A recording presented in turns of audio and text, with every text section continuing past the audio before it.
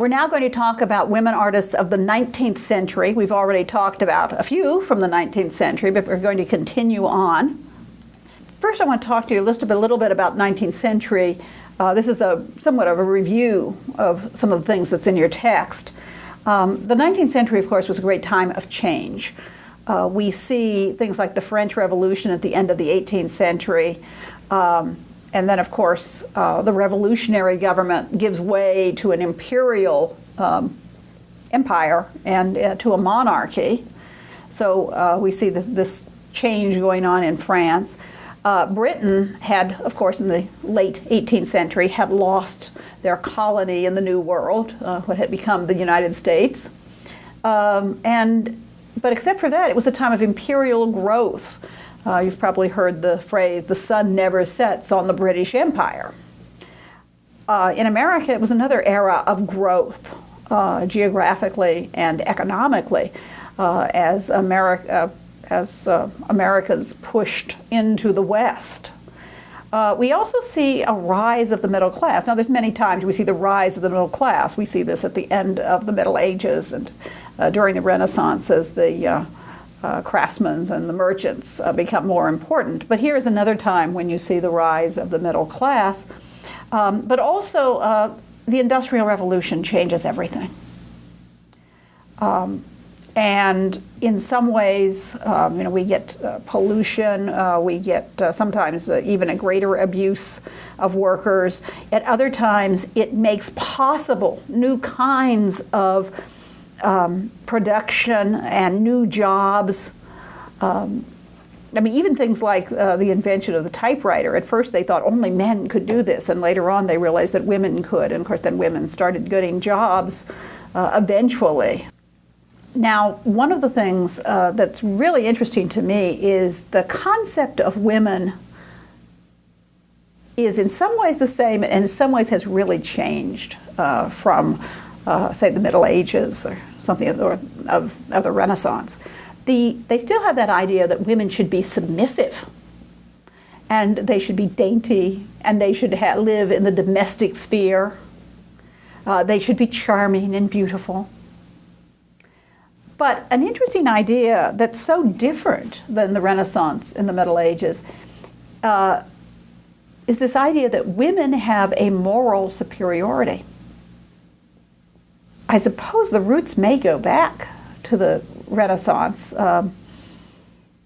In Castiglione's court here, Giuliano de' Medici, Il Magnifico, actually is made to say, we don't know if he really said this or not, but he becomes the character who says something about women, in some cases being even more virtuous than men, which was something that you just didn't hear.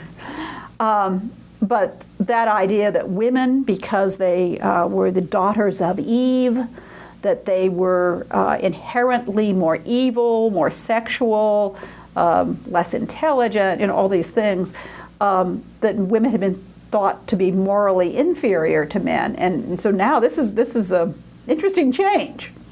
Now what goes with this, of course, is still that idea of women's virtue is tied to their sexuality. A chaste woman is virtuous.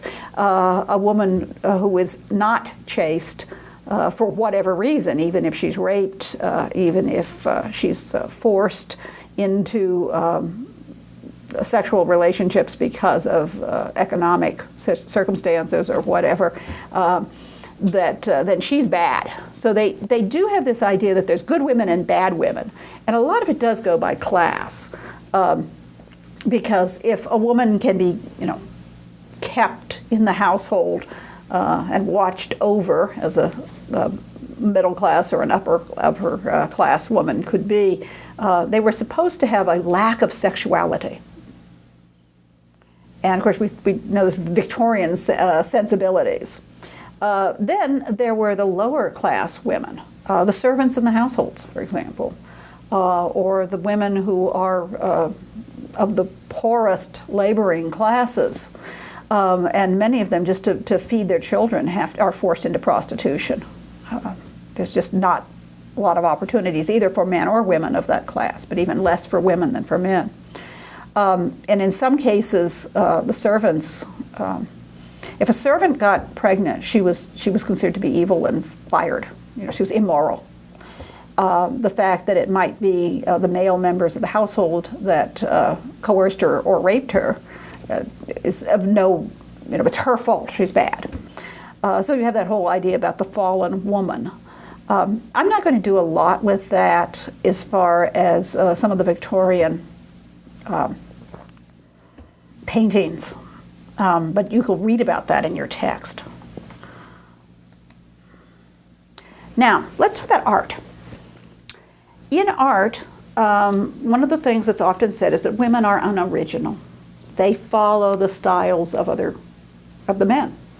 Women, for example, follow, for example, a neoclassical or a realistic style. But let's think, what does that mean? What would that mean to a 19th century woman, or any other period actually, but if a woman started some radical new style? Well, we know that a lot of times when a man started a style, he might have some difficulties, but certainly others might flock to it. But what if it was a woman? What would happen? Probably she might just be ignored. She might be vilified. He might say, "Oh, that's so ridiculous. That's so horrible." If they can say it to Cézanne or Van Gogh or anyone else, you could certainly say it to a woman. And then there would be the question of what you have to have. If you're original, you start a new style, you have to have followers.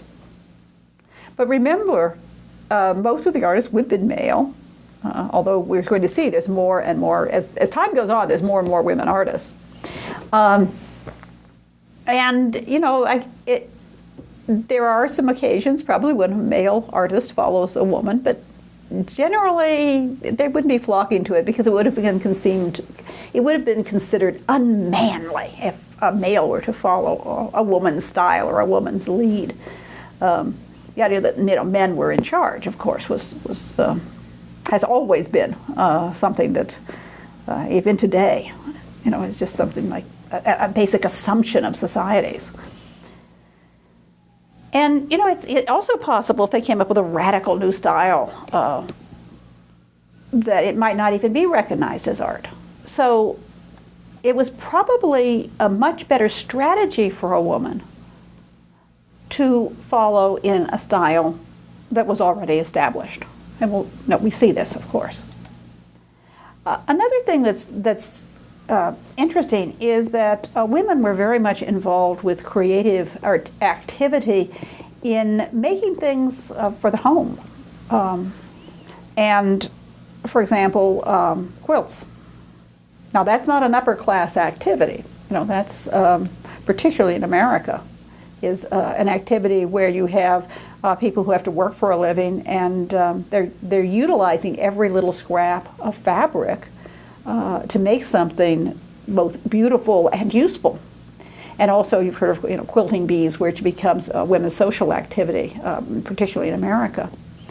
Up until fairly recently, anything that had utilitarian purpose was not recognized as art.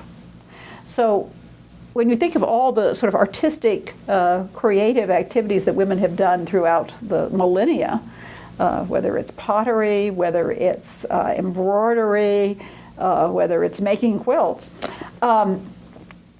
it's often called craft and not recognized as art. And that's one of the things both men and women have been working on in the 20th century to get certain media, even when it is created as a non-functional item, for example, clay sculpture that has no function, but it's from a material that was traditionally used for utilitarian purposes. So this idea that things that were traditionally recognized as craft, we're now thinking of as maybe we can see them as art. One of the things that was very interesting to me when I read that section in your textbook was that there were innovative styles in quilts. Anything from crazy quilts, which basically were what the woman put together, and some of them really do look like abstract expressionistic art of a century later. But I found this wonderful example here. some of them do look like they're cubist works or non-objective works. And this one I thought was really interesting. We have a quilt from 1860. And it's a style that's called the baby block. If you look at it, it looks like lots of little blocks. But you can sort of adjust your eye, and it looks like lots of little diamonds. And you keep adjusting your eye and seeing different things. Well, this is exactly what they were doing in the 1960s for what they called op art, optical art. And there was when I saw that quilt, picture of the quilt, I said it just reminded me so much of Vasarely's work. And so this was high art. It's painted in the 1960s, about 100 years later. And yet certainly the innovation, even if you didn't know it, came much earlier in a work of art that had not been recognized as art, this baby block quilt. So we have to ask ourselves, what kind of strategies for success would women of the 19th century have to follow? Now, they don't all do this, but one of the things you will see is that they often, even if they are in some way eccentric or do things differently than the social mores of the time would say, they have to give an appearance of irreproachable conduct. We'll find, for example, Rosa Bonheur wears trousers when she goes to stockyards and places to do her artwork and to do her research, as it were, for her artwork. And she makes a big deal about the fact that that is her working costume. She wears skirts. She's really a woman. And in many cases, they had to present themselves with a feminine demeanor. And we've seen this in earlier eras. Women who are very pretty do have an advantage. Frequently, their styles of art and the subjects that they choose are conservative, or if they have some innovation, they may not be recognized as that. And we'll be taking a look at some of these artists and how, even if they are eccentric, how do they overcome the criticism? Because there's always criticism.